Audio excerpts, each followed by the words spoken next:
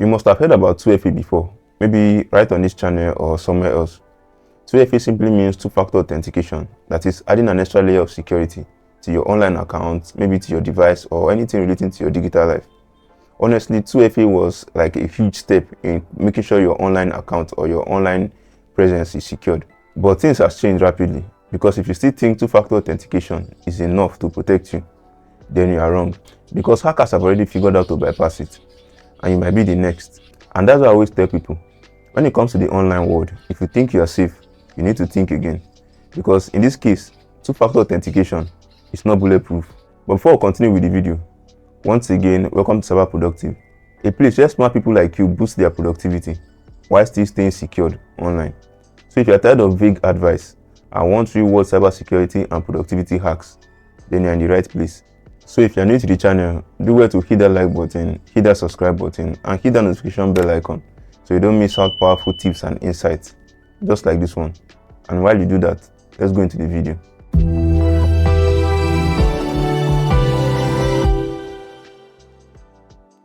First, let's talk about the problem of 2FA, that is two-factor authentication.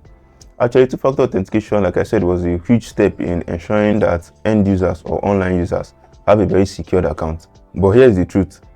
It's no longer enough, because SIM swap, phishing attack, and even malwares can even bypass it. Most of us use 2FA via text messages, but hackers have evolved because they use social engineering to hijack your phone number.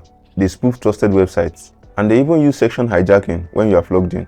And just like I told you that 2FA is no longer enough, now let's break down 3 shocking real-life hacks that bypass 2FA. So like I always say, if you think you are safe, you need to think again.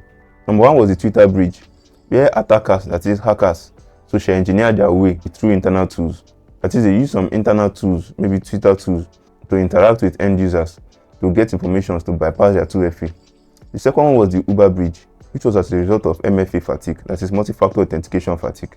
And this happens when attackers or hackers bombard you with 2FA requests, and you on the other end not being sure of what to do. You can click on one thing or the other on the request, and that alone might expose you, and they bypass your 2FA. And that was exactly what happened with the Uber breach.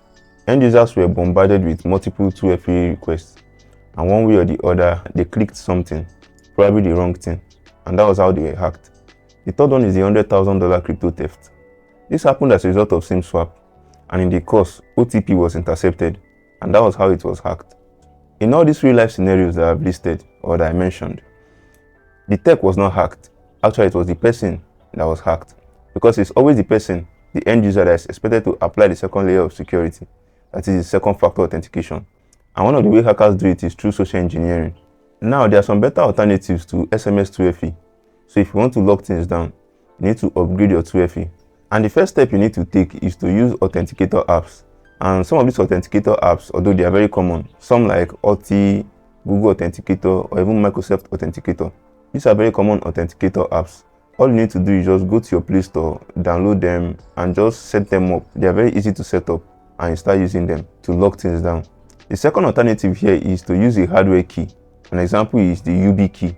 Well, it's not that common, but it's a better alternative. These are hardware keys that are literally unhackable, except they are stolen physically, because of course they are physical keys. And the third alternative is to use a biometric 2FA instead of SMS.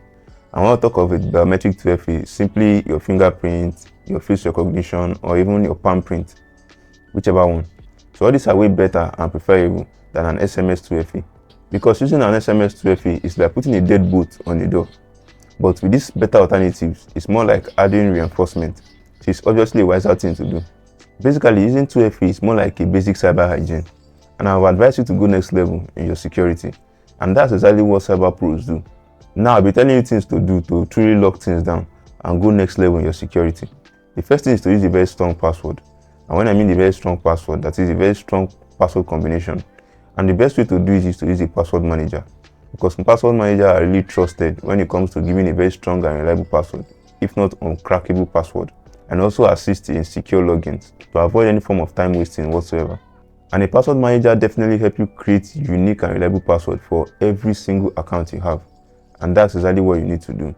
Never reuse password for any reason. The second thing you need to do is to enable 2FA for every account that allows it, be it your online account or other apps that you use.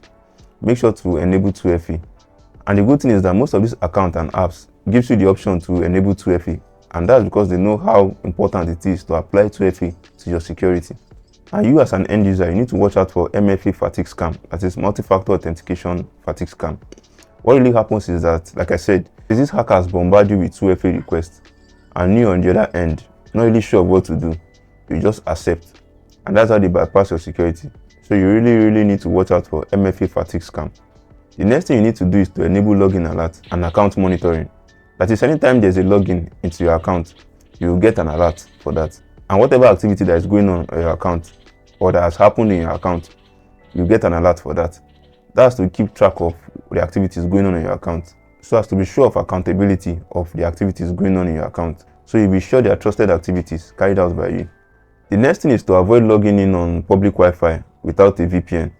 In one of my previous videos, I really talked about the danger of using a public Wi-Fi. So if you've not seen that video, do well to check it out. Now, it's never advisable to log into public Wi-Fi without a VPN. And what does a VPN do? Encrypt your information, encrypt your conversation with the internet, so that nobody can see whatever you are doing on the internet.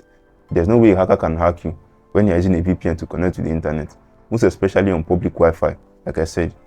After everything we've said in this video, the next question that might be on your mind is 2FA then still important? And the answer is yes, it's absolutely important.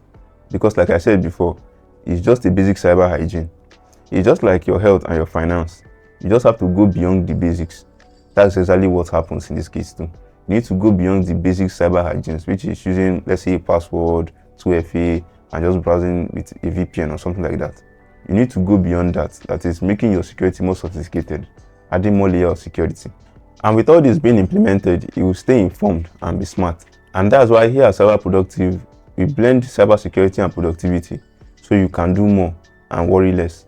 Thank you for staying to the end of the video. Once again, this is CyberProductive.